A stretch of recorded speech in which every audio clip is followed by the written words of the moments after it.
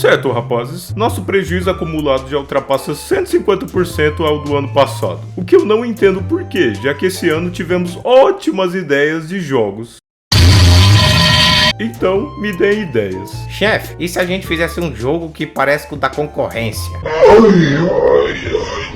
A ideia é boa, mas já fizeram muito isso. E se a gente, ao invés de focar nos lançamentos, a gente focasse em lançar patches para consertar os erros dos nossos jogos atuais? Assim, agradando aos fãs.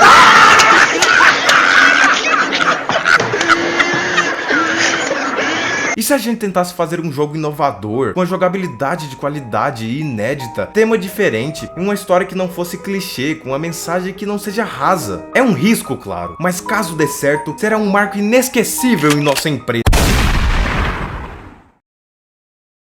Próxima ideia? E se a gente fizesse a 57ª continuação do nosso jogo desgraçado e odiado por todos?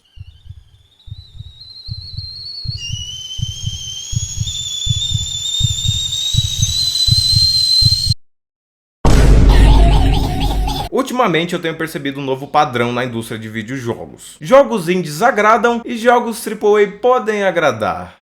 Mas não é sempre que isso acontece. É só isso. É só isso essa brincadeira. É nesse vídeo que eu vou falar aqui hoje, meu irmão. Porque puta que pariu. O que é no mínimo engraçado, porque você pega uma giga empresa com milhares de funcionários, recursos, mídia, dinheiro e todo tipo de prestígio e ela não consegue se equiparar a um cara que desenvolveu um joguinho 2D na garagem de casa, vivendo na base de macarrão instantâneo e café barato. Mas não é sempre que isso acontece também. Há indies ruins. Muito ruins. Muito ruins mesmo. Só que recentemente parece que é mais comum os indies acertarem do que os jogos grandes. Então vem a dúvida, por que isso acontece? Bem, eu fiz uma lista aqui dos principais motivos para isso acontecer e também se isso vai perdurar por muito tempo. É certo que posso afirmar que nenhum projeto no mundo inteiro pode ser considerado bom se não tem qualidade. O que não é diferente na indústria dos jogos eletrônicos, existindo vários meios de medirmos essa qualidade, sendo elas a jogabilidade, história, gráficos, otimização e muitas outras formas. E apesar disso parecer uma coisa fácil de se entender, não é. Porque não é todo dia que você acorda e pensa: nossa, eu vou criar um jogo que vai ser uma obra-prima, que vai ter uma boa jogabilidade e as pessoas vão adorar e amar. Porque se não for algo bem planejado, acaba virando uma bagunça e você simplesmente joga todo o dinheiro da empresa fora e peida na farofa de geral. Então acaba existindo uma grande pressão dentro das empresas quando vão lançar um game. Coisa que não acontece muito com jogos indies, porque a empresa é composta por poucas pessoas ou só o desenvolvedor mesmo. Então todo esse processo de planejamento chato acaba sendo pulado, o que dá muito mais liberdade e menos pressão aos desenvolvedores pequenos. Outra coisa é o risco. Inovar sempre vai ser arriscado, mas se você não tomar certos riscos na sua vida, você estagna. Coisa que ninguém avisou as empresas de jogos grandes, porque elas não perceberam ainda. É claro que é bom ter um produto que seja o porto seguro de dinheiro, mas se você não toma nenhuma medida minimamente arriscada, até o porto seguro vira o porto inseguro. E esse elemento do risco é outra coisa que os desenvolvedores indies têm vantagem. Porque como explicado antes, eles têm uma liberdade maior de fazer algo sem aquela pressão da empresa, o que facilita a tomada de riscos. E já deu errado muitas vezes, mas em contramão, também deu tão certo a ponto de certos jogos entrarem pra história. Então a lição que a gente tira é melhor tomar um risco do que tomar no cu. Nesses últimos dias eu tava analisando ótimos descontos na Steam, assim como qualquer outra pessoa que tem um PC que joga videogames. Até que dado momento eu vi Call of Duty Black Ops 7, uau! Mas depois de dar uma olhada nele, eu queria ver outros jogos da Activision, a empresa que fez o COD. E eu fui descendo a página, e descendo,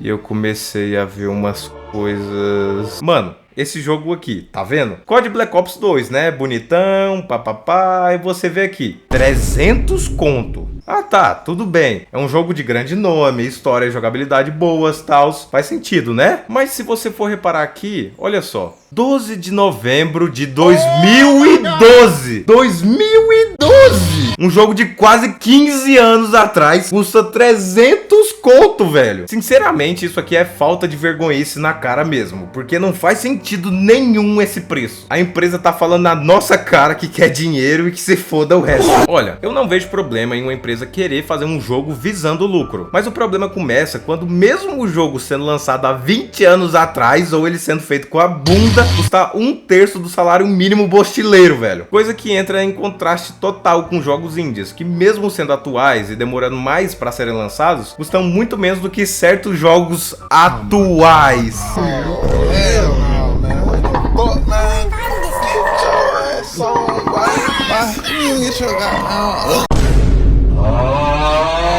Quando você faz um jogo, seja esse jogo famoso ou não, ele vai ter fãs. E não importa se o jogo é ruim e tenha só um fã, você simplesmente não pode ignorar esse cara. Porque a gente tá falando de alguém que jogou muito o seu jogo e sabe seus pontos fracos e fortes. Então, se dado a devida atenção ao feedback desse cara, você vai ter muita vantagem porque sabe como melhorar o seu jogo peba. Mas se você negligenciar esses fãs, seu jogo não tem muito futuro a não ser o fracasso. Você pode ver essa tendência acontecendo muito em jogos de grande porte, porque o que acontece em uma boa parte das vezes é a empresa só querer lançar o jogo e passar o trator na carteira de quem comprou. E se já não bastasse todo esse dinheiro que eles ganham nisso, ainda tem empresa que quer meter o processo em qualquer fã que faz um jogo inspirado ou qualquer modificação mínima na bosta do jogo, né, Nintendo? Os desenvolvedores de jogos como Undertale ou FNAF, por exemplo, dão uma grande liberdade aos fãs, o que reforça ainda mais o senso de comunidade e até a popularidade do próprio jogo base.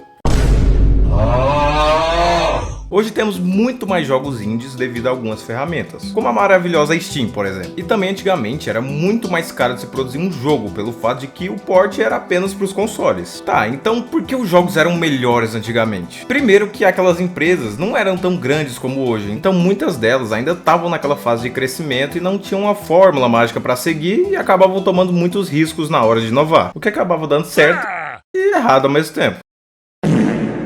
Outra coisa que faz isso é a nostalgia, que ela sempre te engana, fazendo pensar que o antes era bom e o agora é ruim. Ai, ai. Ai, ai. Eu acredito que muitas empresas que insistem em fazer jogos com a bunda, se não tomarem alguma decisão, vão falir. E nem é questão de eu me achar o rei da verdade, mas é porque se você tem um produto ruim, ninguém compra. Então eu acredito que muitas vão falir e outras vão tomar vergonha na cara e botar a mão na massa. E eu torço pra isso acontecer, porque existem muitas empresas que eu gosto.